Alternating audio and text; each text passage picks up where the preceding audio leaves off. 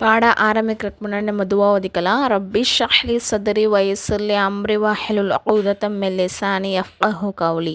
ரப்பி ஸித்னி இல்மா ரப்பி ஸித்னி இல்மா ரப்பி ஸித்னி இல்மா. எனக்கு அத்தியாவசியமான தேவையில் ஒன்று என்னது, அவனுடைய ஆடை. அப்போது அந்த ஆடையுடைய விஷயத்தில் நம்ம ரொம்பவே முக்கியமாக ஒழுக்கமாக இருக்கணும். ஒருத்தவங்களுடைய ஆடையை வச்சு நம்ம அவங்களுடைய அவங்க எப்படிப்பட்டவங்க, அவங்களுடைய கேரக்டர் எப்படின்னு சொல்லிட்டு நம்ம இது பண்ணலாம். சரிங்களா? அப்போ ஆடை மெயினாக ஒழுக்கமாக இருக்கணும். அப்போது நம்ம ஆடை எதுக்கு அணிகிறோம்?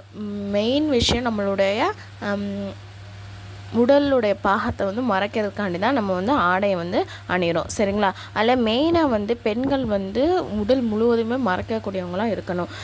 எந்தெந்த விஷயங்கள் தவிர எந்த விஷயங்கள் மறைச்சிருக்கணும் அப்படின்னு சொன்னால், முகம், உள்ளங்கைகள், பாதங்கள் ஆகிய தவிர இதர உறுப்புகள் அனைத்துமே என்ன இருக்கணும், மூடி மறைச்சி தான் இருக்கணும். சரிங்களா? அந்த அளவுக்கு பெரிய ஆடையாக லூஸாக அந்த மாதிரி போடணும். மணிக்கட்டு, மார்பு, முகம், இடுப்பு, தலை, ஜடை, கரண்டை மற்றும் உடலின் இதர பகுதிகள் வெளியே தெரும்படி ஆடை அணிவது கூடாது. இவ்வாறான ஆடைகளை அணிந்து தொழுவதால் தொழுகையும் என்னது நிறைவேறாது.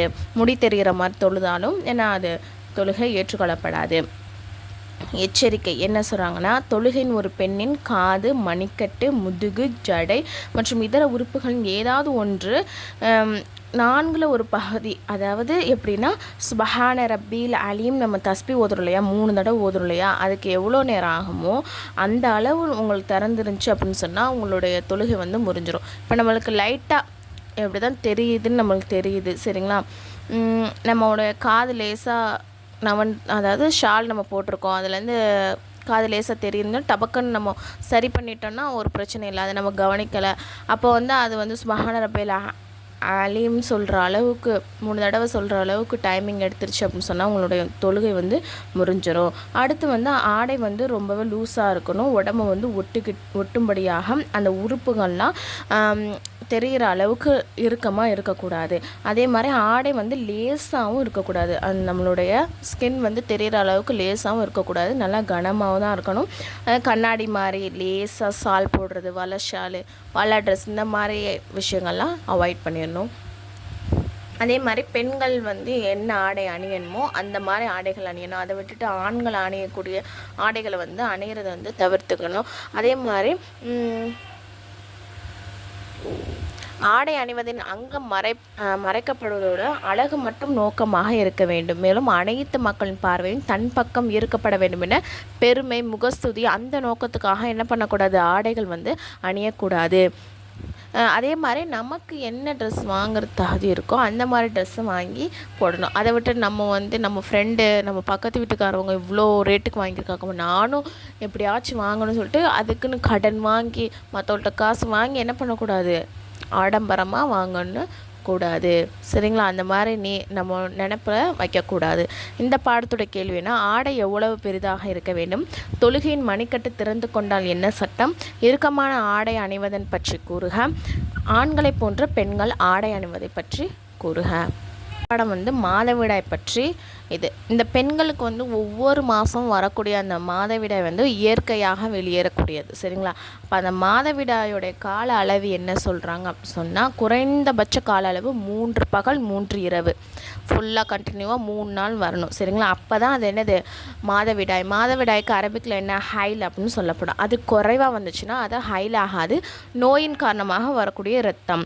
நோய் காரணமாக வரக்கூடிய இரத்தத்துக்கு என்ன பெயர் அப்படின்னு சொன்னால் இஸ்திஹாலா அப்படின்னு சொல்லப்படும். சரிங்களா? இப்போ உதாரணத்துக்கு எனக்கு இன்றைக்கி என்ன ஜூலை மாதம் 3ஆம் தேதி வருது அப்படின்னு சொன்னால், 3ஆம் தேதி சாயங்காலம் வருது. ஆனால் நமக்கு எப்போ நிற்கிது, 5ஆம் தேதி காலையிலே நின்றுச்சு அப்படின்னு சொன்னால் அது என்ன ஆயிரும், 3 நாள் பூர்த்தி ஆகலை. அப்போ அது ஹைல் ஆகாது, இஸ்திஹாலாவாக ஆயிரும். 2வது பாயிண்ட் என்னென்னா, குறைந்தபட்சம் 3 நாள், அதிகபட்சம் 10 நாள் 10 இரவு. சரிங்களா? 10 நாளை விட அதிகமாக போணுச்சு அப்படின்னு சொன்னால் அந்த 10 நாள் வரைனா உங்களுக்கு ஹைல். அந்த நேரத்தில் தான் நம்ம தொழுகிறது, நோன்பு வைக்கிறது கூடாது.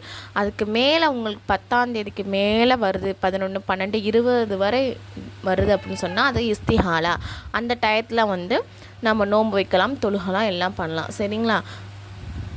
மூணாவது பாயிண்ட் என்னென்னா, இப்போது இந்த மாதம் டேட்டு வந்து முடிஞ்சிடுச்சு, அப்புறம் அடுத்த மாதம் வருது இல்லையா, அந்த அடுத்த மாதம் வர வரையும் அந்த இடைப்பட்ட காலம் வந்து 15 நாள் இருக்கணும். சரிங்களா? அந்த 15 நாளை விட அதிகமாக போகலாம். இப்போ நம்மளுக்கு இந்த மாதம் டேட் வந்துட்டு 2 மாதம் கழிச்சு தான் 3வது மாதம் தான் நமக்கு டேட் வருதுனாலும் பிரச்சனை கிடையாது. ஆனால் அந்த 15 நாளை விட கம்மியாக நம்ம சுத்தமாக இருக்கக்கூடிய நாட்கள் வந்து குறையக்கூடாது. சரிங்களா? 4வது பாயிண்ட் என்னென்னா, இப்போ ஒரு பெண்ணுக்கு வந்து எப்போதுமே ரெகுலராக அவங்களுக்கு 3 நாள் தான் வரும். கரெக்டாக 3 நாள் வரும், இல்லாட்டி 5 நாள் வரும், இல்லாட்டி 7 நாளோடய நின்றும். அந்த மாதிரி தான் வழக்கமாக அவங்களுக்கு வந்துக்கிட்டு இருக்கேன். ஆனால் ஒரு மாதம் மட்டும் வழக்கத்துக்கு மாறாக அவங்களுக்கு 10 நாள் வருது. 10 நாள் வந்துட்டு அதோட ஸ்டாப் ஆயிடுச்சு அப்படின்னு சொன்னால் நம்மளுக்கு மாதவிடாயோட அதிகபட்ச கால அளவு 10 நாள். அப்போ அந்த 10 நாளுமே நம்மளுக்கு ஹைலு தான். சரிங்களா? அப்போ நம்ம நினைக்கக்கூடாது எனக்கு எப்போதுமே 3 நாள் தானே வரும், இந்த தடவை அதிகமாக வருது, அப்போ அது வந்து நோய் ரத்தமாக நம்ம கணக்கு பண்ணக்கூடாது. அந்த 10 நாளைக்கு மேலே போனால் தான் என்னது நோயோட ரத்தம். அந்த 3 நாளையோட குறைவாக வந்தால் தான் அந்த இஸ்திஹாலா நோயோடைய ரத்தம். சரிங்களா? 5வது பாயிண்ட் என்னென்னா, அதை நம்ம முன்னாடி சொன்னோம் இல்லையா, அதாவது வழக்கமாக 3-4 நாள் தான் வரும். அப்போ ஒரு மாதத்தில் வந்து வழக்கத்துக்கு மாறாக 10 நாள் வருது.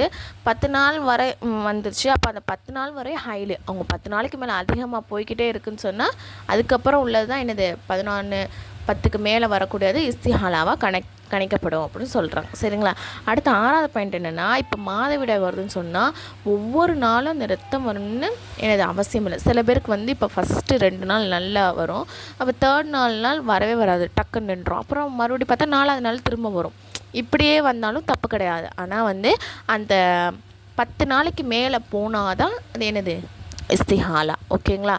இப்போது வந்து 3 நாளைக்கு குறைவாக வந்தால் தான் அது இஸ்திஹாலா.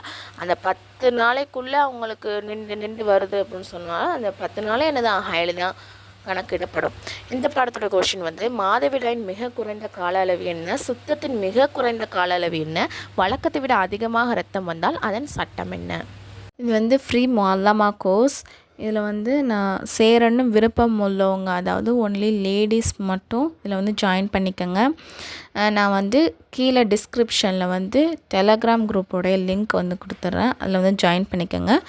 அதில் வந்து டீட்டெயில்ஸ் வந்து இருக்குது.